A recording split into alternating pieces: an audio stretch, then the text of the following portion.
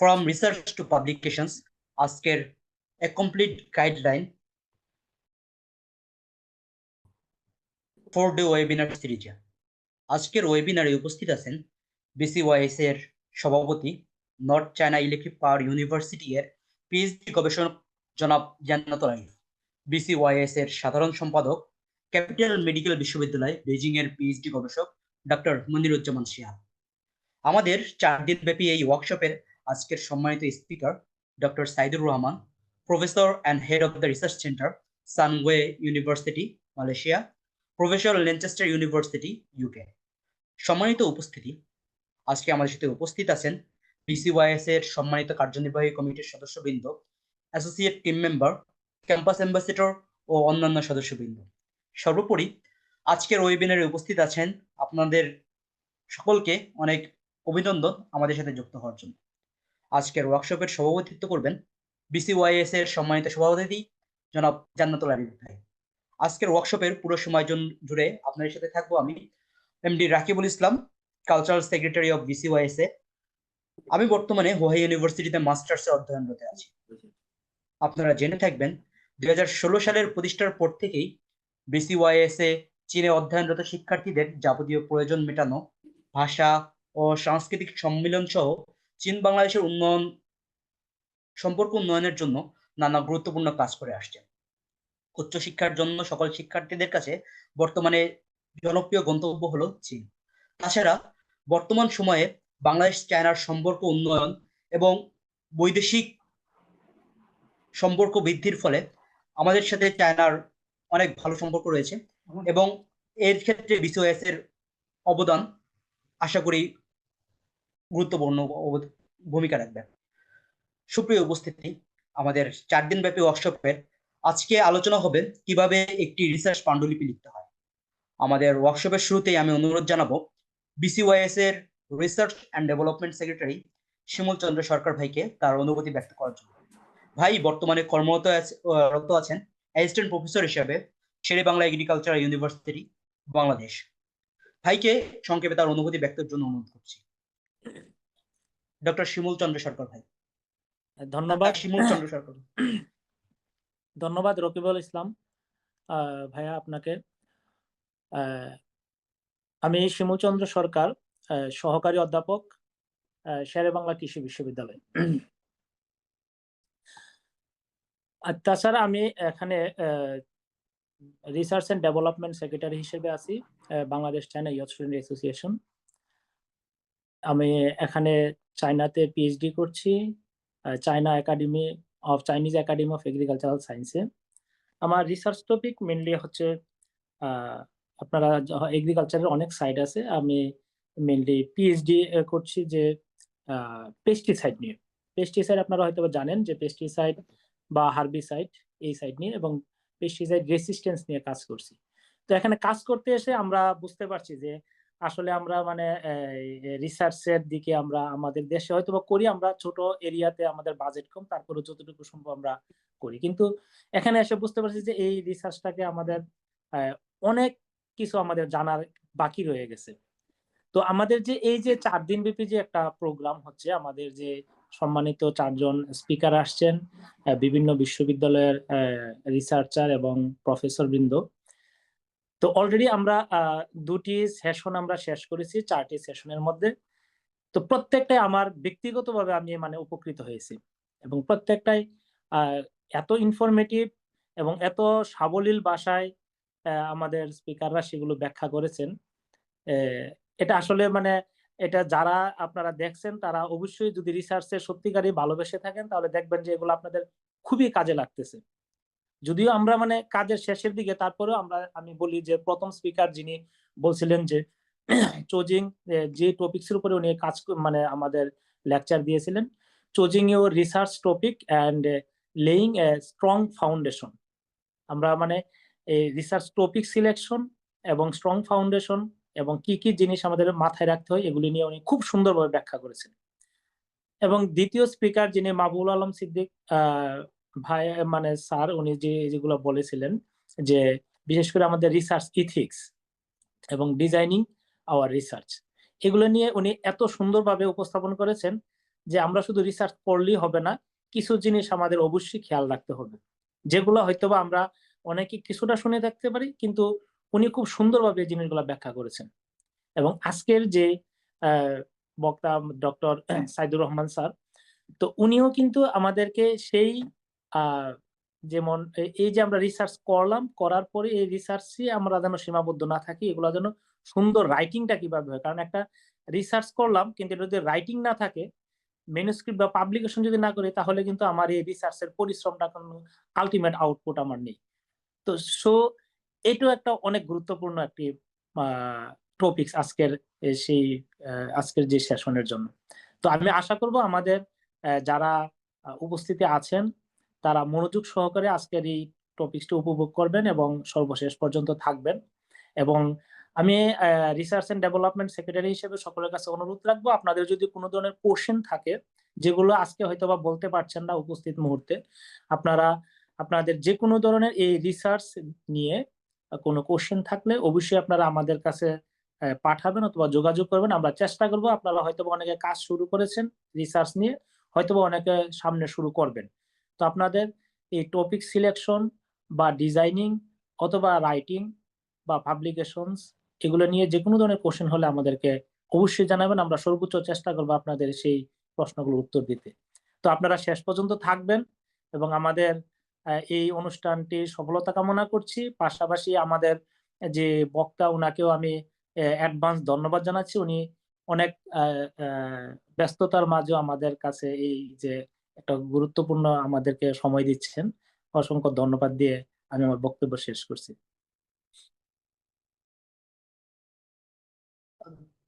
ধন্যবাদ শিমুল চন্দ্র সরকার ভাইয়াকে তার সংক্ষেপে অনুভূতি ব্যক্ত করার জন্য।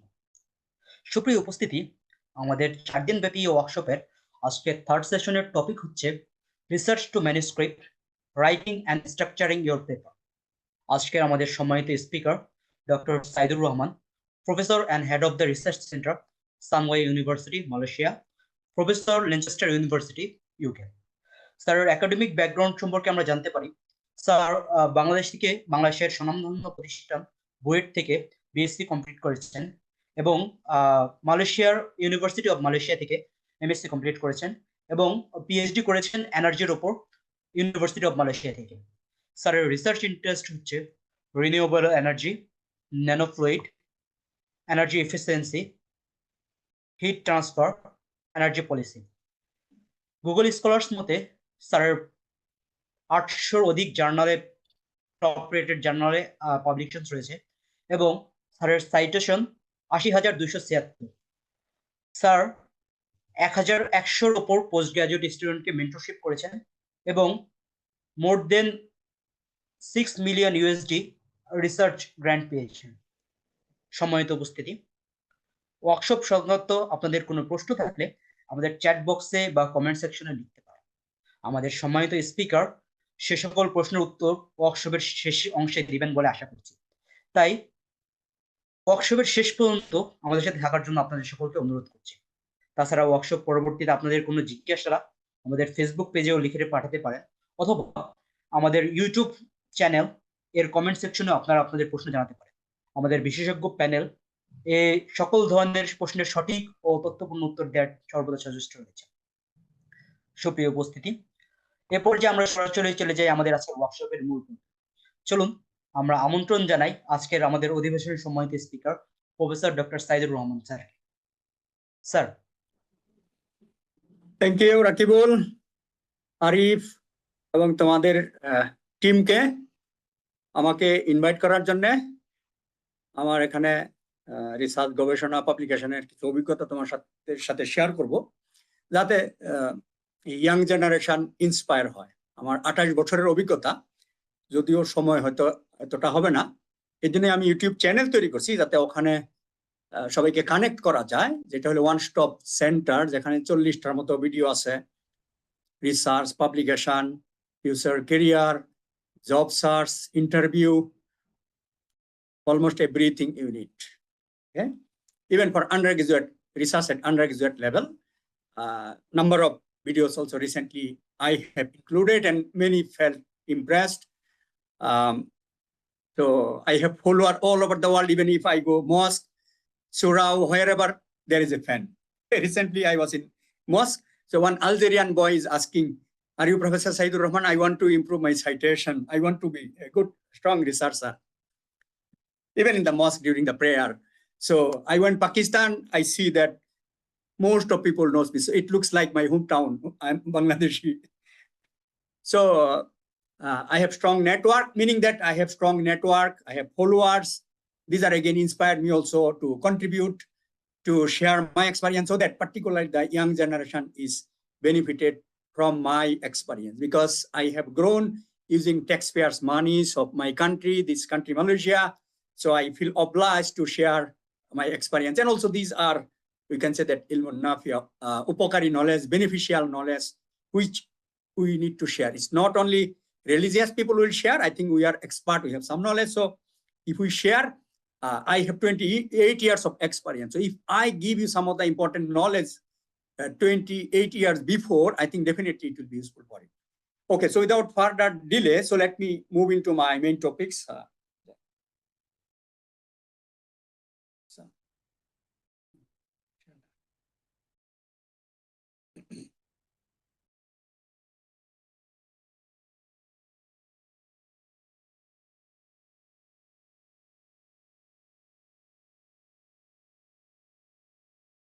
Can you see the screen?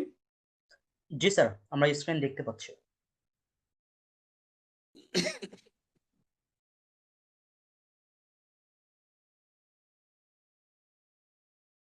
Okay, so let me get started. This is the title is given by Arif and his team.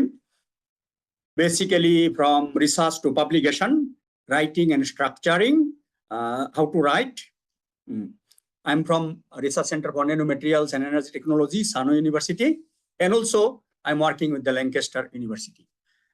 From here also you can understand that I have two affiliations, Sunway University and Lancaster University. So I have two joint appointments. Okay, this is again due to research progress performance. So as you know, I have recognition, I have research performance, some good recognition. Because of that, this is a joint appointment.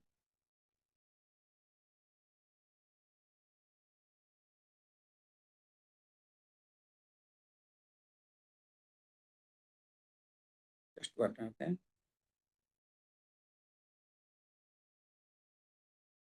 So first of all, I want to highlight why research, publication, writing is important. So obviously you are in China, so you are pursuing your master's, PhD, higher studies. So one of the important element is publishing, writing journal paper, conference paper. Not only that, I think this is also related to your master's, PhD thesis, even undergraduate thesis. So when you are going to write your thesis, so writing is important. So you need to write title, you need to write abstract, you need to write introduction.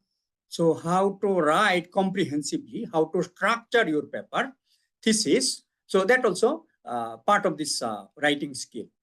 So when you know how to write a good paper, a thesis, this is also relevant to your project, because later on you'll be an academician or you'll be working at the industry. So you need to write research grant proposal, industry proposal. So how to write again the title, how to write critical review of literature, how to identify novelty of your research grant proposal. So some of the elements are basically relevant to write your research grant proposal also. Sometimes also you work as a research assistant, so you need to write report, assignment, research proposals. You need to write progress report. So in that case, how to write your progress report, you will have some results. So how you are going to present your results with critical analysis, discussions, good outcomes. So that is also how it is related to write your project proposal report or progress report. Okay, similarly for R&D report as well. So these are the few slides. Also, I want to highlight why you need to publish. These are some of the summaries. I can talk 1 hour on this motivation only, but due to limitation of time, I'm giving only few slides. So these are also to create. So I give you some examples when I train my students, 2 months, 3 months, when they write their first review paper or a conference paper, I feel that they become very, very happy. And this raises their confidence. So when they publish as a co-author with a collaborating author, and then next step, they feel that now I need to write as a leading author. And also if they have published as a conference paper, now they will try to write a paper for Q1 journal, high impact journal. Okay? By writing, actually, it creates their self-confidence. We are academician. Once you will be an academician, people will be looking for your CV, which area you are working, what is your track record. In that case, you will not face difficulties to attract the students. Not only students, I think the collaboration also, when you write something, you need also, when you are engaged in research, you also need to constantly generate new ideas, because paper publication is not easy. So you need novelties, how you get ideas, generate ideas. This is only the way. Once you are engaged in publication, because you are reading the literature, you are also engaged in reviewer, you are also evaluating someone else's proposal. Through this, actually, a lot of new ideas also will come to your mind if you are an active researcher. So when you submit a paper, you will get comments from the reviewers, expert. These basically will help you to improve your writing. This is a continuous process. So for example, I published 800 or 900 papers, multiply by 3 reviewers. So almost 3,000 reviewer comments I have in my memory. So now I know what is going to be asked by the reviewer. I already have. So all those comments, basically, I will be giving, I will be training my students so that they are also well trained. So basically, we are getting feedback through this peer review process, free peer review process. So you don't need to pay, basically. Okay. So these are the good part of peer review process, publication process. And of course, for your job, to get a job, to maintain a job, to retain a job, actually publication weightage is the major weightage. So if you are looking for postdoctoral research fellow, junior lecturer or senior lecturer, in that case, 70 to 80% weightage is on publication. Okay, and there are also track. If you are working in some university, there are track of research professor or research-based lecturer, research-based position. And sometimes there are research plus teaching, sometimes only teaching. So if you are focused only research, I think your research weightage is very, very heavy. Okay. So these are some of the reasons to create network, collaboration, to get a job, to disseminate knowledge. So if you don't publish, people will not know what you are doing. Okay. So a lot of benefits here. And also my real examples, you see, so I joined University of Malaya in 1997, immediately after completing my BSc from BUET. So at that time, I did not have anything other than my undergraduate degree. So I started doing research, publishing, because my supervisor always pushed me to write good quality paper, whatever data I have. So I started and managed to publish every year some good quality paper. And over the years, as you know, my profile is getting stronger. And as a result, now, as you have seen, my position is a distinguished professor. Previously, King Fahd University gave me a chair professor. And now also I evaluate professor, distinguished professor's position as a panel member. Okay, from Middle East, locally, internationally. Recently, I'm evaluating very high prestigious research grant proposal from Saudi Arabia. So I also review PhD thesis from locally, internationally. Not only that, these are recognition, these are honor at the same time. Sometimes they give me $1,000, sometimes $1,500. For every thesis, they give me also $500 US. Okay, so not only recognition, this also gives financial benefit. And also when I published, my CV is very strong. For example, in 2014, when I got highly cited researcher award, King Fahd University actually came Malaysia to hire me, to convince me with very attractive packages. Okay, and also when you are top 2% researcher, top 1% researcher, you can negotiate with the employer about your salary, about your packages, and so on. For example, I joined Sunway University. I negotiate with them. I particularly ask them, you are a private university, so how you are going to support research? Research is very, very expensive. They are asking how much you need. I replied that I need 5 to 10 million to build research lab, to build my team. Then they are replying that these are small money, small dot for us. Every year we earn more than 900 million Malaysian ringgit. So come and join. Alhamdulillah, after joining, as you can see that my lab is very attractive, very comprehensive lab, and also I have very impressive team members. And also in some university, they also give incentive for your paper. I was in the University of Malaya. For every paper, they gave 6,000 Malaysian ringgit, which is equivalent to 1,30,000 Bangladeshi taka equivalent. Okay. I think in China also, some of the good quality, if somebody published in Science, Nature, maybe there are publication incentive. Okay. So there are financial benefits as well associated with this publication. So if you are engaged only teaching, I don't think you can get these types of recognition and benefit. And that's real example is myself. I came from a marginal family from a village. I studied in Kuwait, and now I was focused in mainly on research, and my supervisor always pushed me to focus on research. And that's why, as you can see, my title, resignation, my packages, everything is alhamdulillah impressive. So these are some of the promotion criteria I want to share with you. So why you need to publish, because you'll be an academician, you'll be working with the industry. So you see, these are the elements: teaching element, supervision element, research, consultancy, publication. So if you see here at the junior level, 30 is for publication. So supervision 10%. Research consultancy. So that's what I say, that around 60 to 70% weightage is basically on research. If you see teaching, 25 to 20. If you go professor, then your teaching element is only 10%. That's what I'm enjoying. In my case, only 5%. I just deliver half of a research methodology 7 weeks. So teaching is not that much for me. So my focus is more on research. So 60 to 70% weightage on research. So if you focus on research, if you are a prolific researcher, you have good quality papers, your PUSAR prospect is extremely good. So these are some of my recognition.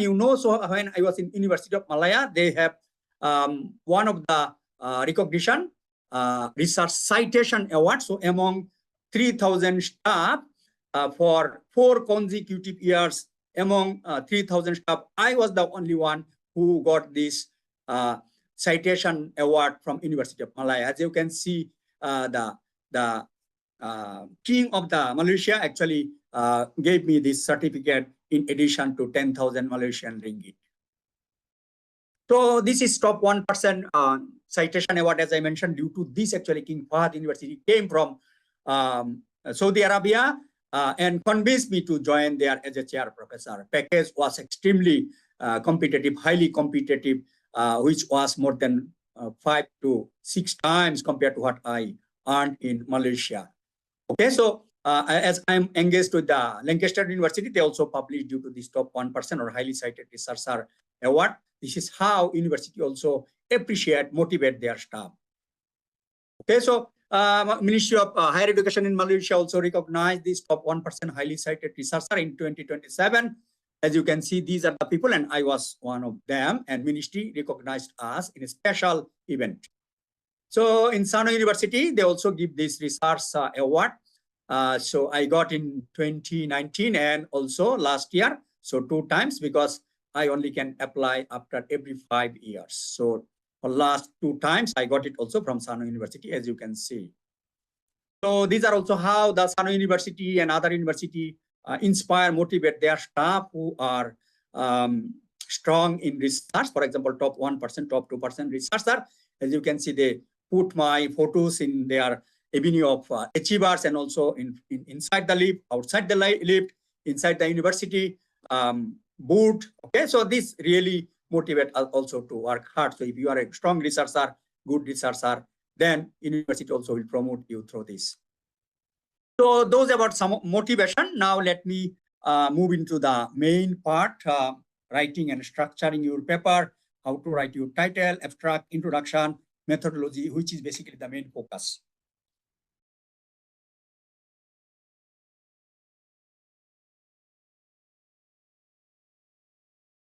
So first of all is the how to write a good title, formation of a good title.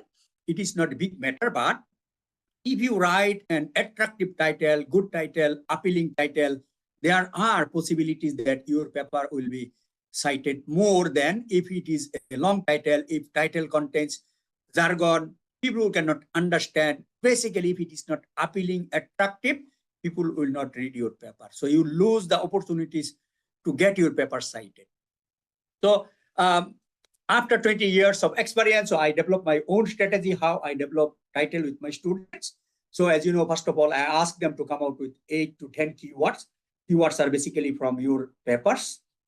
So you bring the keywords as much as possible, but I suggest here 8 to 10 keywords. And of course, you know, some of them are strong and some of them are weak. So when you feel that some of the keywords are weak, you remove them, and then strong keyword, you combine them, you join them and write 3 titles. Okay. Once you write 3 titles, discuss with your supervisor, other collaborators, then basically they will be able to give you some of the input, feedback, and through that actually your title will be much more better. And I'm going to share you some of the things that basically will make your title much more better than if you don't have this type of knowledge. Okay, so it should be attract readers' attention, be specific, avoid mathematical jargon and abbreviation. So let's say you put a lot of chemical formula, mathematical formula, only you know that. You know the science paper, nature paper, why science is so much cited? Because these are for each and everyone. Anyone can understand, even layman type people also can understand. So if you write a title with mathematical formula, jargon, actually only people in your discipline can understand. Okay, it will distract basically to go into deeper into the paper. So these are some of the examples of a good title. As you can see in my area, thermal energy conversion in nanofluids, very comprehensive, short, precise. It does not contain mathematical jargon, chemical formula. Anyone can understand. Okay, so this is in our area. When I read this title, I feel, oh, this is something new, interesting. Then I go through the paper, I read it, and whenever needed, we also cite this paper. I think this is from Australian researcher from University of New South Wales. So second paper is actually published in Applied Energy, a guide to writing articles in energy science. Short, precise, brief, reflecting the content, does not have any mathematical jargon, formula. Anyone can understand by reading this article. Okay. Also more comprehensive way how to write. I also have shared how to write comprehensive title, much more information.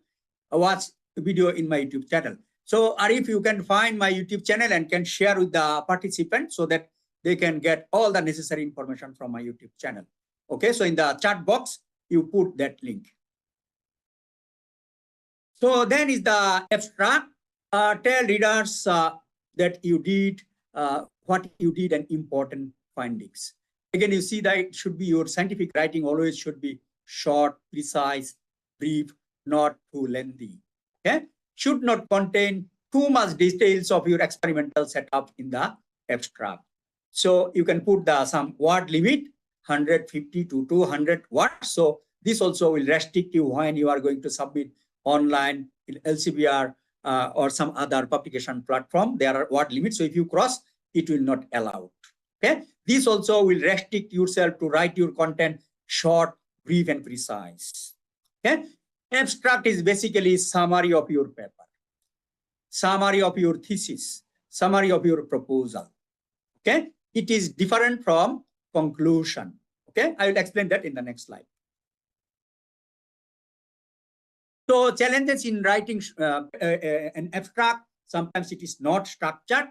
Not structured is because it has 4 or 5 elements. Okay, some of the elements are not there, not balanced. So out of 5 elements, you write everything on 1 element. So it is imbalanced. Contain emotive terms. For example, huge, significant. So we are dealing with science, number, figure, percentage. So if you write huge, significant, these are statistical terms, not strongly encouraged. Okay, so when you are going to write scientific paper, abstract, whatever, write the specific value. For example, how much improved? 64%. For which temperature? 150 degree. Okay, very specific number what you got.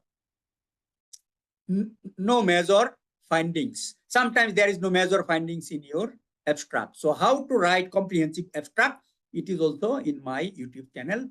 More details I have explained.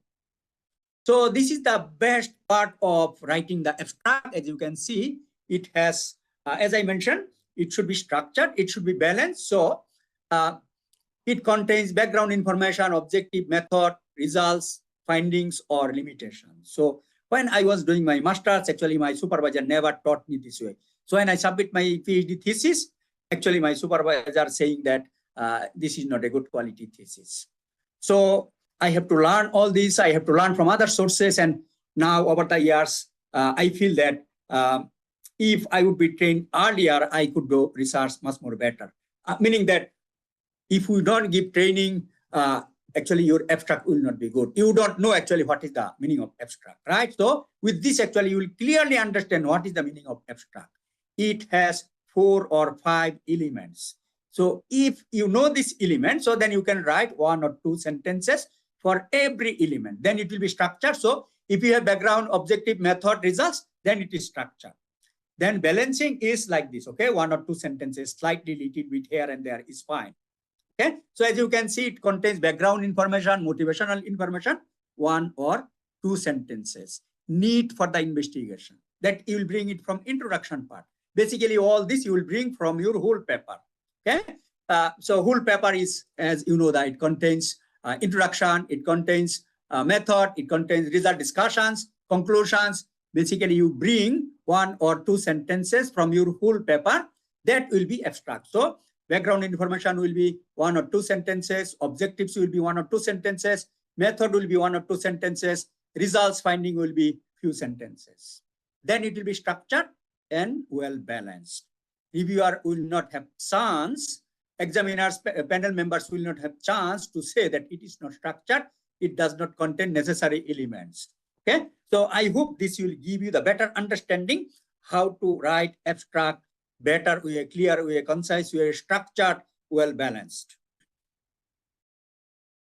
So as I mentioned, and the title is structuring your paper. Okay, so I think this is can be defined by Imran.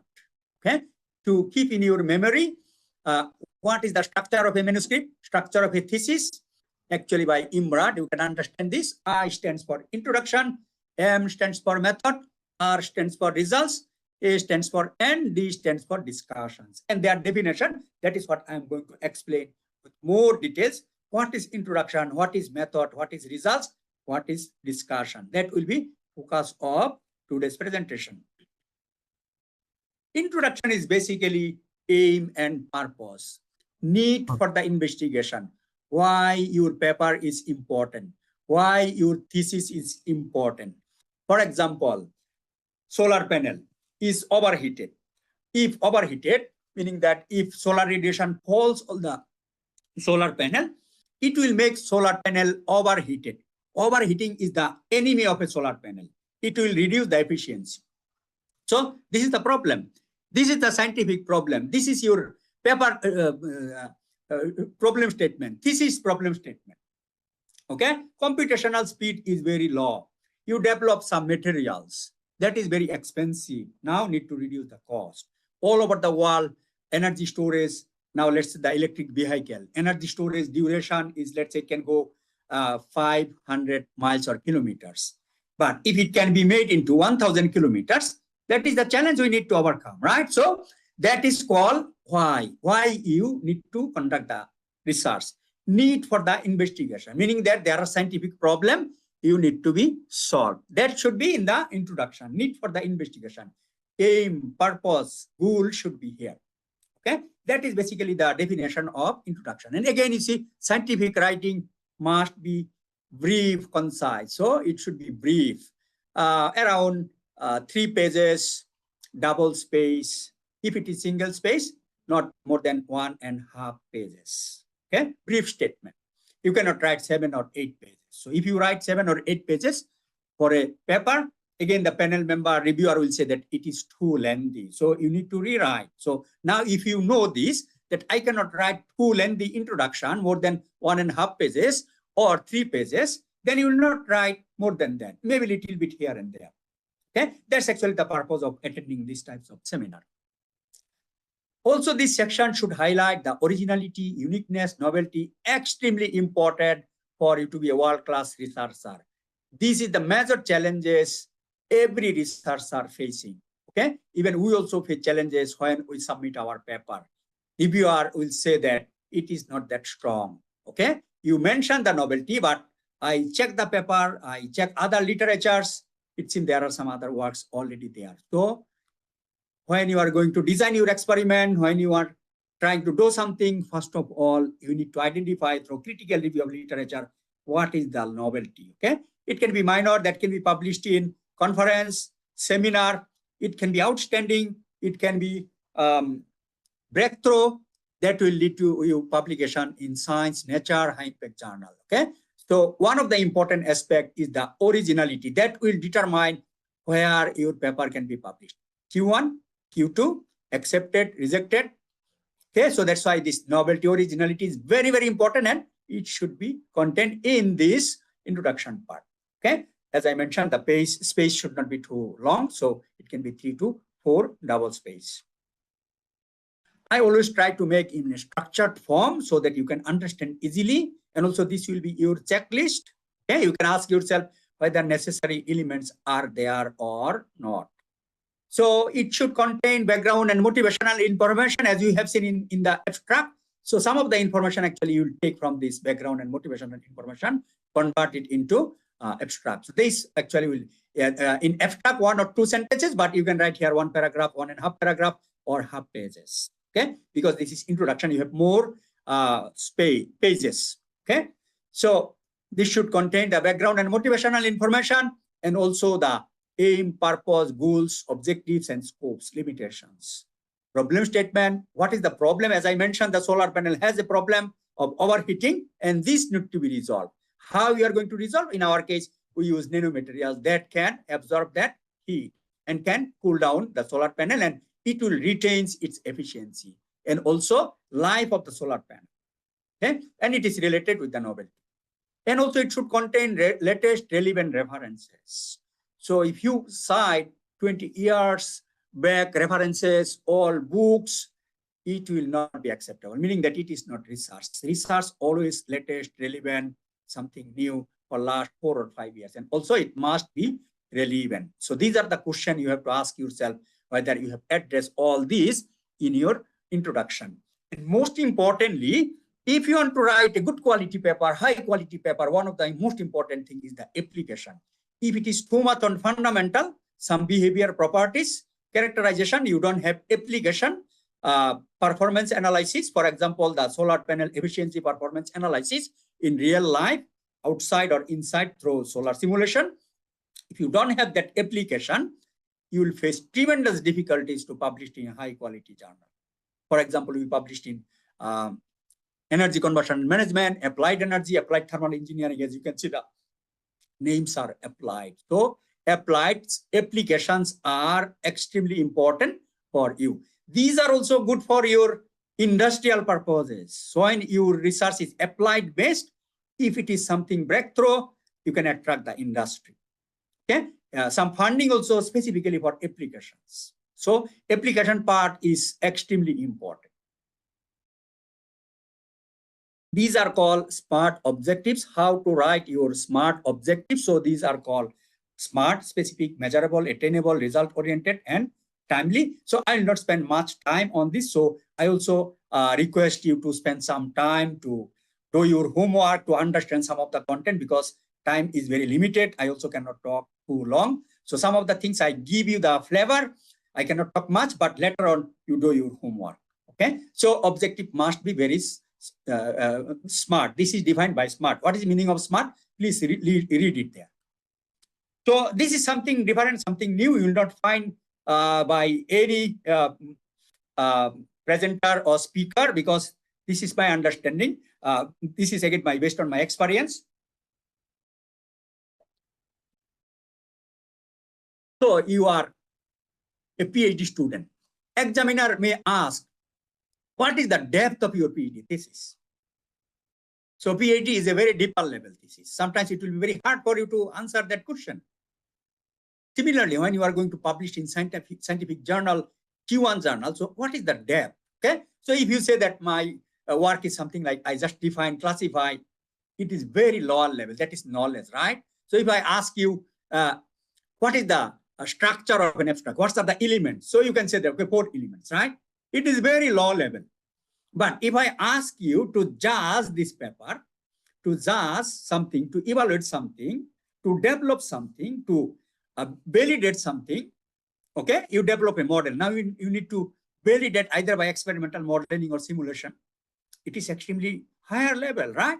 That is basically by Bloom's taxonomy, you can address the depth, higher level of your work. Okay, so you see the evaluation, last column.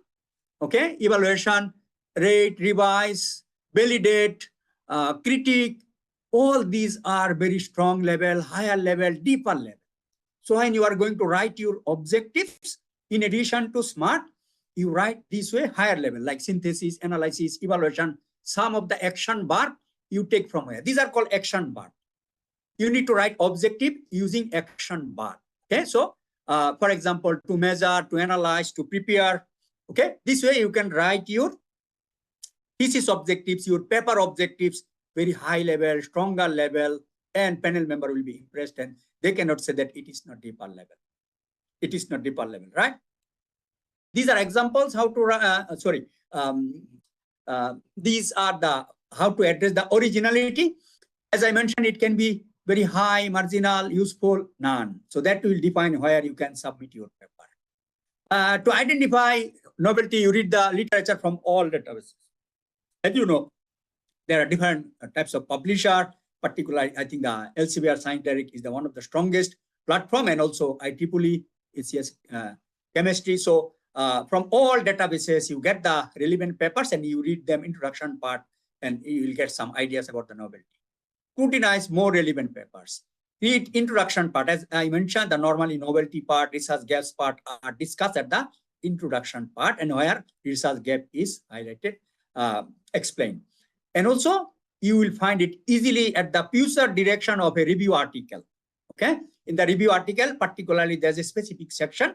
You will see that it has been identified what are the research gap user direction. So by reading actually user direction of a review article, you will get idea of how you can identify novelties. Okay, and of course, if your supervisor is 20 years of experience, 30 years of experience, he can give you the ideas. Where is the novelty? He can give you the hints. Okay, of course, you need to study, refine, and so on. And it will be always good if you can identify by yourself.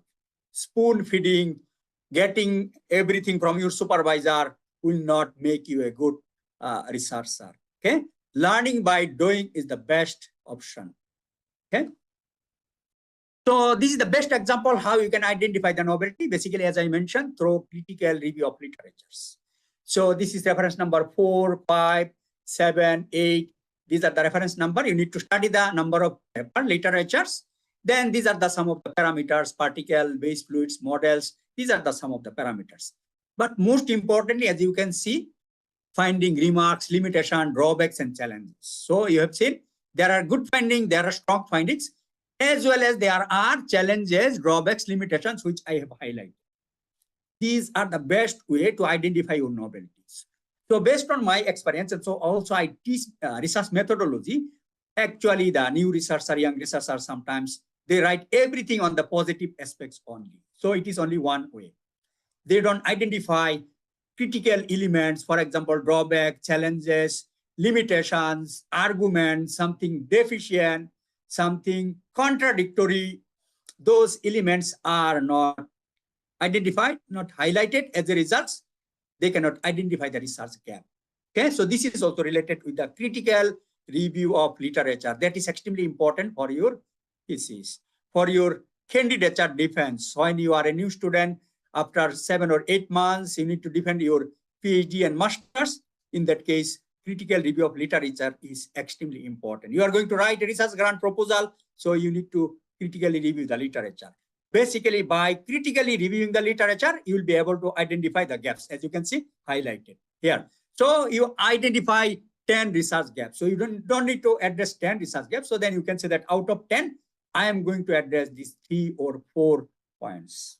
Okay, so these are the way to identify your research gaps. So this is in the form of table. You can make it text also. Okay, so these are the best examples of how to identify your research gaps, novelties, problem statement. All these are something like this. So critical review of literature is very, very important. So identify them, search them, learn them, write them, and so on.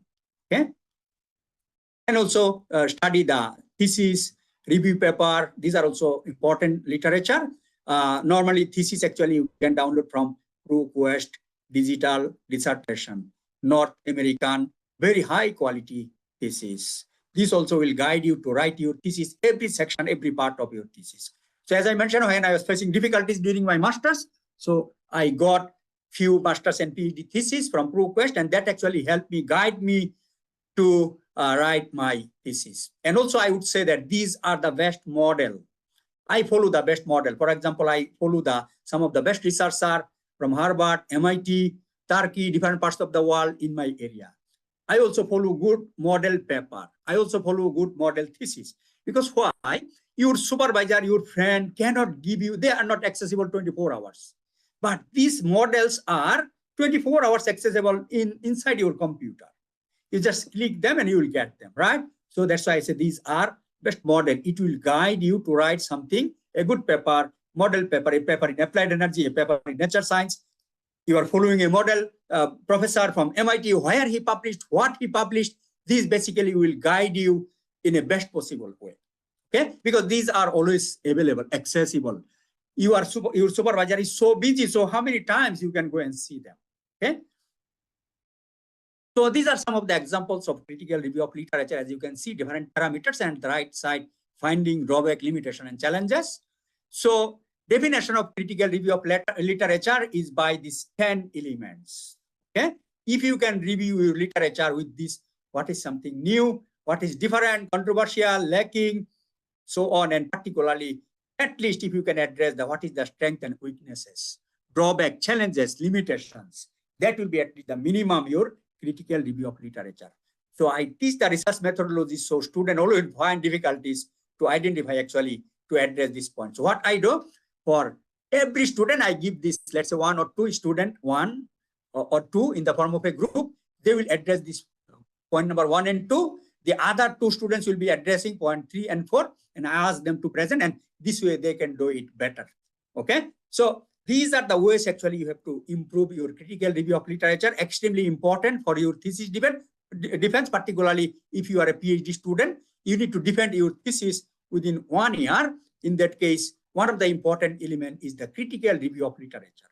You are going to write a research grant proposal. It is also important. For your thesis, one important chapter is the literature. But in most cases, it is not critical. So when it is not critical, when you don't have these 10 points, at least the number 10 is there, then it is, you can say that it is critical review of literature. Okay, so these are again some of the unique things from me compared to other speakers, because as you know, I am active in research. I do myself, train my students, and based on this, and also as I mentioned, I also teach the research methodology, give these types of talks here and there. As you can see, whenever I go Bangladesh, whenever I go here and there, I give these types of talks and seminars, and through this also I gain these experiences. So this is also very important, how to make your content flow. Okay, flow of material is well organized, coherence. Okay, so these are some of the young researchers, new researchers. They don't know, and they mixed up everything. Okay, your methodology is introduction. Your introduction is in methodology. Your results inside the methodology. So it is a huge mess because you are not trained. Okay, so it is not your fault. It is fault of your supervisor. He or she did not train you. So how you can write it? Okay, so this is the one of the very important elements. So you have title and you have objectives, and now you align, you develop your methodology based on objective number 1, aligning with the objectives number 1. It is linked with the objective number 1. Now you know that you have this objective, and method should be aligned with these objectives. You have objective number 2, and similarly your method also should be aligned with this objective. So what kind of parameters, what kind of equipment needed for my objective 1, 2, 3, and so on. Okay.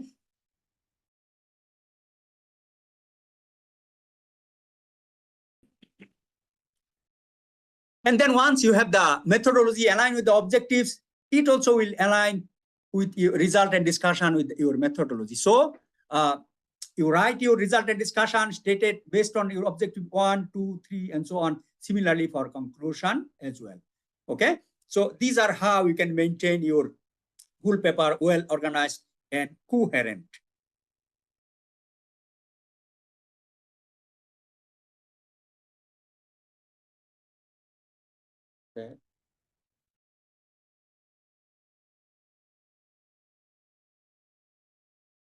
Okay.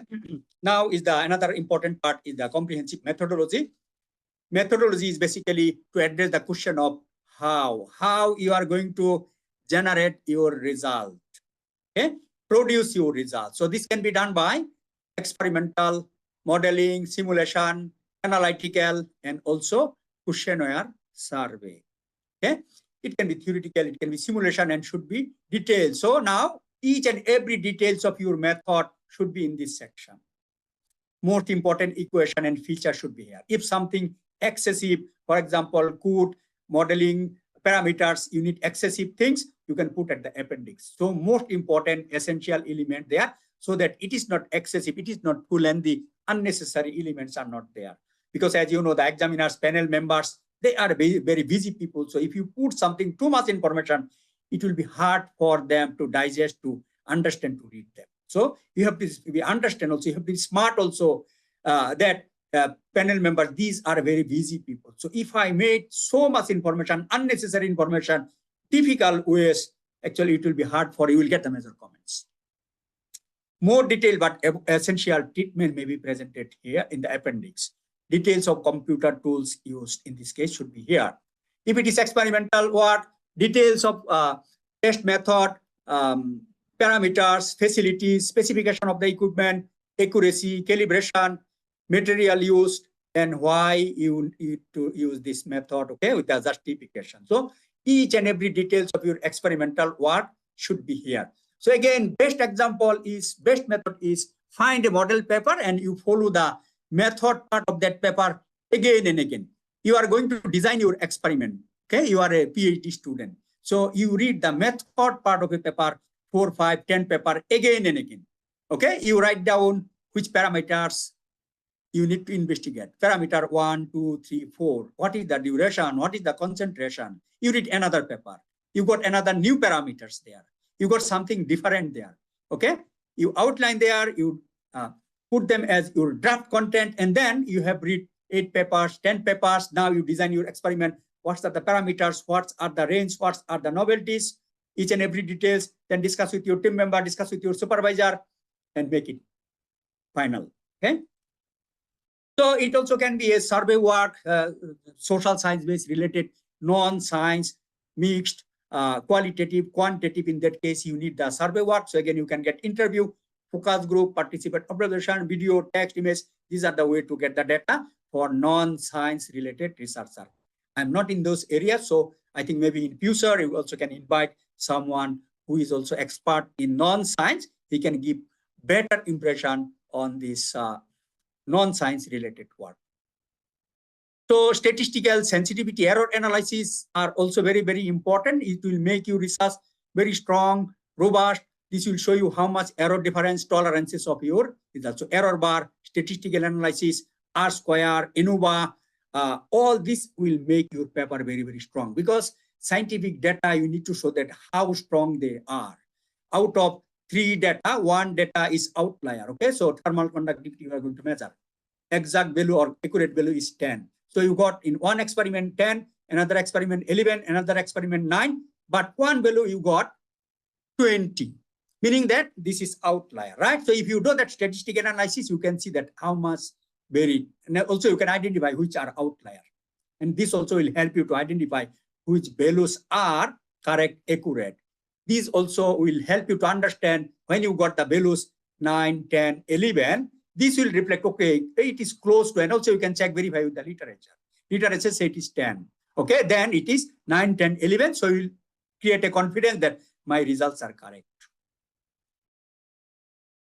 So this is the last part of my presentation, result and discussion. So as you can see, it must be critically analyzed. So it is just simply not one liner or one sentences, increasing, decreasing. So you have to put strong reasoning phenomena. Science, what is the science behind? What is the mechanism behind improvement or variation of thermal properties, heat transfer, solar panel improvement, and so on. These are called critical analysis, most important part in your results. Not only just one liner or one sentences, okay? Simulation result, if your work is model-based, simulation-based, it need to be validated by experimental work. That would be the best option. If you don't have experimental facilities, maybe it may be expensive, you don't have it, but minimum by literature results can be at least some support. Okay? Any limitation of results might be explained there.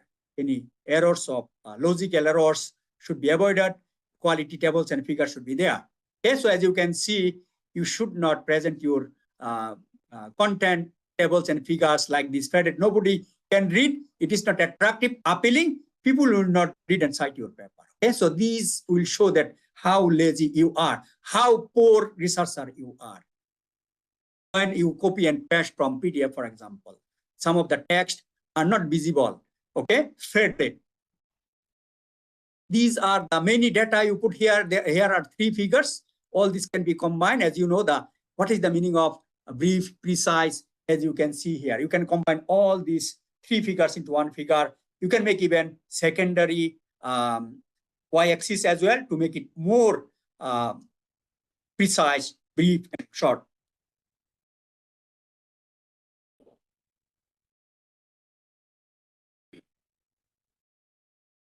This is extremely important for you, how your results can be defined as critical interpretation. One of them is reasoning phenomena. Why it is increasing, decreasing. What is the science behind? Okay, for example, you have SEM image. In the image, you can see the structure of that nanomaterials. It is a dendrite structure. There are some branches that will define probably due to this network structure, thermal conductivity increases. Highlight of the originality. You identify novelty at the introduction, but here you have to prove that there are 10% improvement. You had the aim to reduce the cost of nanomaterials by 10 times. You did the analysis and now you show that your results, your materials you develop, it is 10 times cheaper than the available market price. You have to demonstrate. You mentioned that you want to improve efficiency by 10%.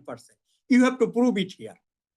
Just simply mentioning at the introduction is not enough.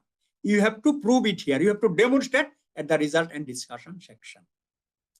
Validation and comparison, as you have seen, if modeling, simulation, even if you have experimental work, if you validate with the literature results, I think that will make your comparison, validation of your critical analysis very, very strong. As I mentioned, error analysis, statistical analysis will make your results robust, strong. Okay, and also the mechanism. What is the mechanism behind this electrical conductivity improvement, ion transfer improvement? Okay, so these are basically the most important part of critical element. Other things are small matter, no contradictory statement. Sometimes you are saying that it is increasing, in another figure you are saying it is decreasing. So when you are going to submit something too fast, in a rushing mood, it may happen. No redundancy is meaning that you are writing same content in both in tables and figures. So as you know, scientific writings are very short, brief, precise. So if you write same content both in tables and figures, this is called redundancy. So you present either in a table or figures. This is a result. So you should not bring your methodology part here. This is also not well-organized coherency. This happens normally for new researcher. And even some are experienced. What is going to happen? I can see that sometimes there are modeling parameters, sometimes cost analysis parameter. These are mathematical model equation. At the end of result, they also present this thing. So this is not appropriate. You should put in one of the section in the methodology, model, your economical analysis parameter, that is method, equation, method, input parameter. All these should be under the methodology, not at the result and discussion section. Result and discussion, one is the results, that is results with the table, results with the figure. It can be pie chart, it can be graph. All this should be results and then discussion. Method, how you generate data, how you produce data. So it can be experimental, it can be model, it can be simulation, it can be survey based. So that method, how you're going to produce data, must not be inside the result and discussion. That is called no methodology in the result and discussion section. Good quality figures I mentioned. What should be first, what should be last? So sometimes you put literature data first or literature review first. It will give you an impression that you are writing a review paper. Always present your own results, impressive results, attractive results. But and then you compare. Conclusion, so now it should be short, brief, and precise. These are basically strong findings based on your stated objectives. So you have 3 objectives. Now you have to prove here that your objectives are achieved, aligned with the objectives. Conclusion is basically your strong findings. You may have a lot of results, 2 pages, 3 pages, but here in the form of a bullet, paragraph, only strong findings should be here. And that is actually one part of your abstract. Abstract has results, as you have seen, or findings. So you take that from conclusion. So abstract is summary of your paper. Conclusion is strong findings, summary. Okay, that is one of the elements of your abstract. That is difference between conclusion and abstract. So strong conclusion, it should be aligned with the objectives, must tally with the objectives, must be measure findings, no discussion, reasoning phenomena should be here. Okay, that's all about my presentation. So again, this is important for you. So you want to be an effective researcher, effective learner. Even if you want to be an effective lecturer, I think these are the ways to make your content learning more effective. This is called learning pyramid. So whatever lecture I have given, it is only 10% effective. If I ask you, many of you cannot answer many questions. But if I give you time to practice, if we discuss here, if we engage here, then learning will be much more effective. That's what I do in my research methodology, because introduction part, I give 1 hour, 2 hours. Okay, then I can give them some practice. I also bring some of the examples from published literature. This is how we make practice. That is at the bottom. Teaching, practice doing, teaching each others. You learn something, you teach someone, that will be the best learning method. So meaning that when you are going to write a paper, you learn something, you teach your friend. Okay, you collaborate, then it will be much more effective. Similarly, if you are going to be a good lecturer, I think you practice this learning by doing, meaning that at the engaging, active learning, cooperative learning, more interactive research or teaching. Okay, that also will make you best lecturer.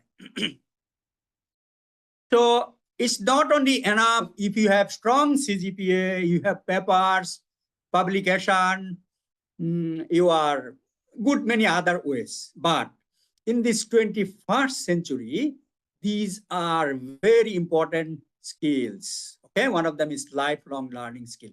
You need to learn continuously to accommodate with this 21st century, something new. As you know now, artificial intelligence, machine learning. So if you learn all those techniques in your research for future prediction, development, I think you'll be in the right track.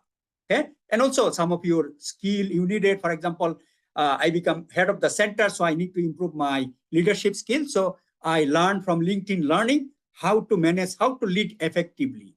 Okay, writing skill is language. I think the English is extremely important for researcher.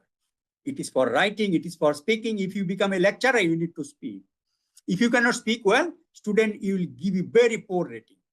Okay, your slang, they cannot understand. They will go and complain to the head of the department that this lecturer cannot speak well. And at the end, there will be evaluation rating. So if rating is less than 3, during the promotion, you will not be given. They will ask you, okay, you improve your teaching first, then you come. Okay, and also you are going for an interview. You have good result, but you cannot speak.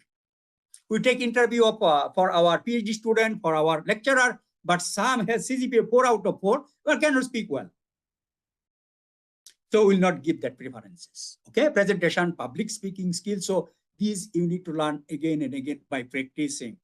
Teamwork skill, collaboration skill. There are many, many other lifelong learning skill. Emotional intelligence. These are very important skills you need in this 21st century. So these are just some flavor. These are not my expertise area, but these are how relevant for your user career. I'm trying to give you just this flavor. So also sometimes don't be too much crazy. 24 hours in front of a computer, sitting 24 hours. So it will create long-term challenges. So I was crazy in some time to manage some of the projects, and then I see that it is affecting my health. So then I become cautious, and now, alhamdulillah, my health is at least in good shape. Okay, so I don't need to use too much of my glasses because I have glass. It protects the computer radiation. Now also I take care of some healthy food. Anyway, I do exercise. I don't continuously sit down for 4 or 5 hours in between them. I walk for 5 minutes, 10 minutes. Okay, so I made my sitting arrangement in such a way that it also take care of my health. Normally, early career researcher, young researcher, when you are writing PhD thesis, of course, it is needed a huge focus. But continuously 1 month, 2 months, 6 months, if you work 24 hours, 20 hours, 15 hours, continuously like this will affect your future health. Okay, so be careful with this.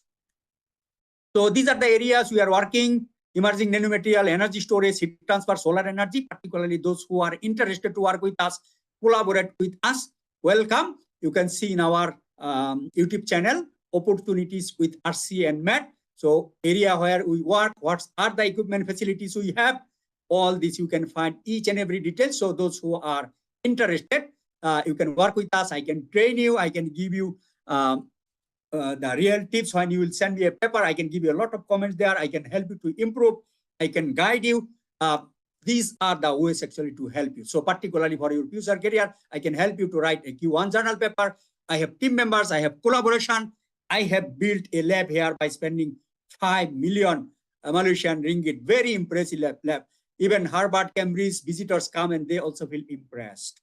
And through this lab also, every year now we are earning more than 100,000 Malaysian ringgit.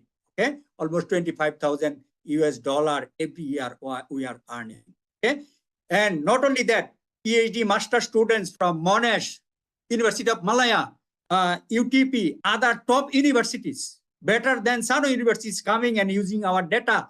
They are staying our neighboring areas at Sunway University. Some researchers come from UMP, that is 300 kilometers away from here.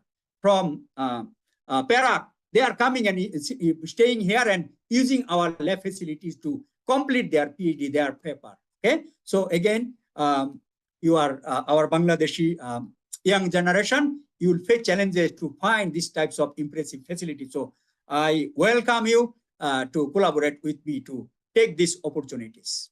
Okay, so we also have fully funded PhD scholarship, 3,000 ringgit per month. Those who are interested, you can come and join with this. So more than 50 scholarships are provided every year. Okay, so it is the time you can start communicating with me, with my team, so that we can help you also for your PhD. And those who are in Bangladesh also, I think you can get ready to work with us. So in the last cycle, I received more than 100 CVs, mostly Pakistani, 95%, and they are very, very strong, fulfill all criteria. Bangladesh is only few. So out of them, I only forwarded 10 CVs, and out of them 8 were qualified, and out of 8, finally 4 were selected. Okay. So this is number 1 university, even though private university, but that's why I joined here. As you can see, it's not only my name, and also it is affiliated with the Lancaster University. Those who are interested for undergraduate studies also, I welcome here. You can communicate with our international office also. You will get 2 certificates, one from Sunway, another from Lancaster. Okay, so YouTube channel I mentioned, there are many, many videos there. Okay, that's all from me. Thank you very much for your patience, for your time. Okay, so I can take now few questions to answer some of your questions. Okay, thank you. ধন্যবাদ sir আপনাকে আপনার তথ্যবহুল আলোচনার জন্য। সুপ্রিয় উপস্থিতি, এ পর্যায়ে আমরা চলে যাচ্ছি প্রশ্নোত্তর পর্বে। কারো যদি কোনো প্রশ্ন থাকে তাহলে আমরা চ্যাট বক্সে জানাবো। ইনশাল্লাহ আমাদের সম্মানিত স্যার সেই প্রশ্নগুলোর উত্তর দেওয়ার চেষ্টা করবে।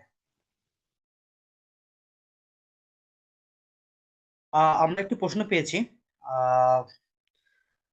if I have novelty in my paper and followed by a good quality model paper, how do I know if my paper is fit for Q1 or Q2?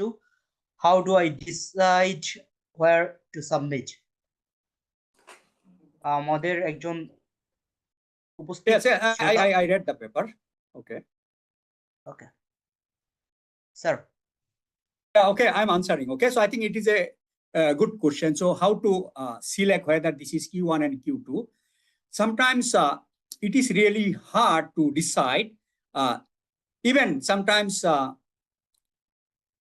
very high quality work also rejected and it goes to Q1, Q3, Q4. So this is again my opinion. I give my examples. When I started my research, my supervisor always give me an idea, always try the best one. For example, in my area, energy is the best journal. Energy conversion management, as you know, these are the Q1 top 20%, top 25%, top 10% journal. So my supervisor always suggested that you try first with the best quality journal, okay, even though it is rejected. So this is one approach. You always can try. But when you are going to actually, what is the measure? So that's why I think that when you design your paper, it is based on all those high quality paper. What are the parameters? How many figures? How many tables? And also the level of novelty. So is it marginal? Is it 10%? Is it breakthrough? So if you feel that compared to the literature, your novelty is significantly 20% better, 30% better. Let's say you develop materials which is 10 times cheaper than the literature. Your writing is strong. So again, your novelty is good. Your writing is poor. Clarification is poor. Coherency is poor. Again, even though it is eligible for Q1 journal, it will be rejected.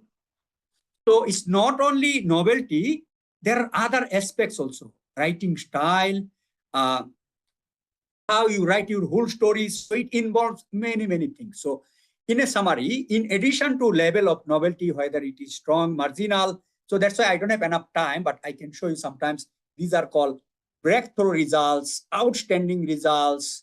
But in this case, I can say that 10% improvement, 20% improvement, and those which are, let's say, some of the results are comparable to, let's say, you are submitting in applied energy. So you have a paper. You see how many figures they put there, how many data tables there, how much they interpreted there. So that is the model paper. It should be parallel to the content of that paper in terms of figures, tables, analysis, and also your writing skill, your language skills, coherency, and most importantly, scope and novelty. The novelty, as I mentioned, it should be 10% better, 20% better, something level of that applied energy conversion management. So that's why I think you also need to read where you want to submit. Energy conversion and management, okay? If you read 10 papers, you compare your paper, I think then it will give you a clear idea whether it is up to that level or not. And also, even if you feel that it is better than energy conversion and management, again, editor going through each and every details, it can be rejected. Normally it gets rejected. So what is the best way? Again, you have to identify list of alternative journals from source title from Scopus. You will have, let's say, 100 journals in your pocket. Rejected in one, you go into the number 2, 3, 4. It happens. So again, there is no specific rules and regulation, but at least if you benchmark with some of the good quality paper, and also I think this is your supervisor will determine whether this is Q1 or Q2 journals, right? When you will be able to publish 4 or 5 papers, then I think you can feel that whether it is there. But I think when initial stage, it will be hard for you. So that's why I think the collaborators are there, your supervisors are there, model papers are there. So with this, basically, actually, you can determine whether this is Q1 and Q2. Sometimes it is also luck. Okay, some journals among Q1, I can tell you, is very lenient and convenient. So 20 years back, publishing in energy conversion management was accept as it is without correction. Now it is impossible. Even editor reject at the desk, high quality paper, our paper.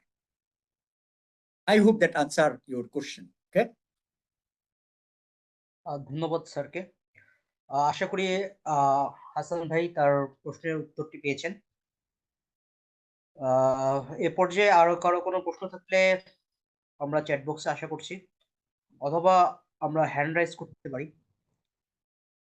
Yeah, they can ask question also verbally. Yeah.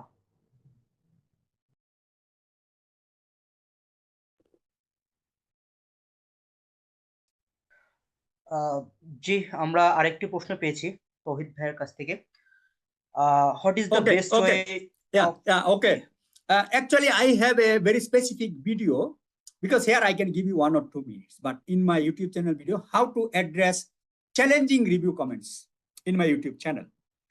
But I summarize, okay? So in the reviewer comment, there can be minor comments, for example, full stop, dot, language. So you ignore these first stage. What is important is the major comments. If say that you need to redo your experiment. This is a major comments, right? So how you are going to do? So again, you identify the comments, you read the comments, you understand the comment, you discuss with your supervisor, you discuss with your collaborators, and then if it need to be conducted experimental again, then where is your resources, where is the facilities you address, whether this is possible within this 1 month, 2 months or not. Okay, identify the major comments, identify the minor comments, language comments, and then let's say comments number 1. You address as much as possible, not 1-liner, 2-liner, as strong as possible, at least a paragraph, 3 bullet, 4 bullet, and so on. So each and every details how to address challenging review comments, it is in my YouTube channel, please. Okay, so it will optimize my time. জি ধন্যবাদ Maybe স্যারকে। Arif, you can sir put আমরা that. আরেকটি প্রশ্ন পেয়েছি। জি। Sir Arif, আমরা maybe you আরেকটি can প্রশ্ন find পেয়েছি। that YouTube channel video and you can share it here. Okay, PhDs, for PhD sometimes the research should be divided in 3 to 4 parts. What is the best way to choose how much to write in one paper? Novelty.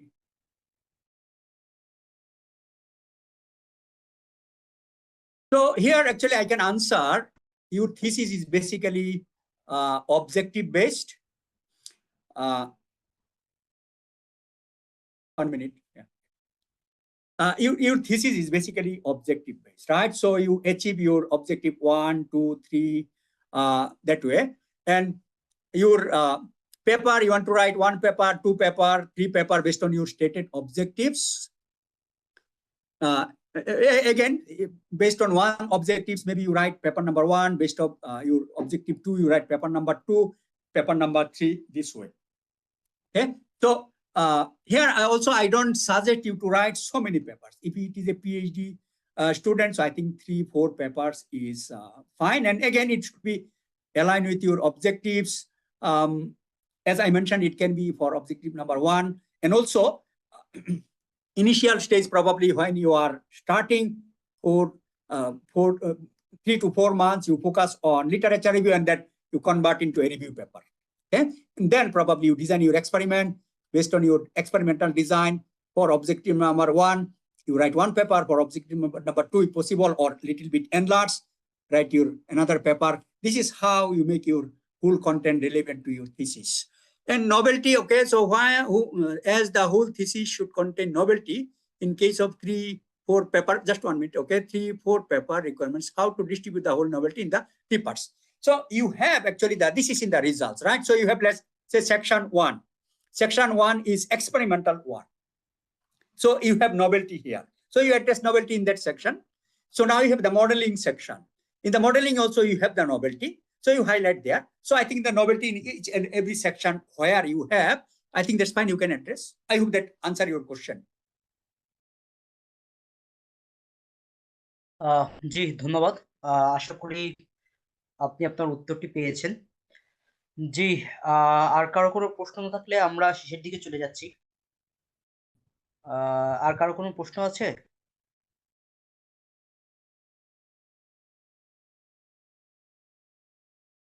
জি ধন্যবাদ। So three requirement, that is okay. That is, I think, your requirement 3 papers. I think that is fine. If you have requirement, but I don't think university will put you 4 or 5 papers, 6 papers. So 4, 5, 6 papers, these are okay. So you fulfill your requirement, that is not big matter. But what I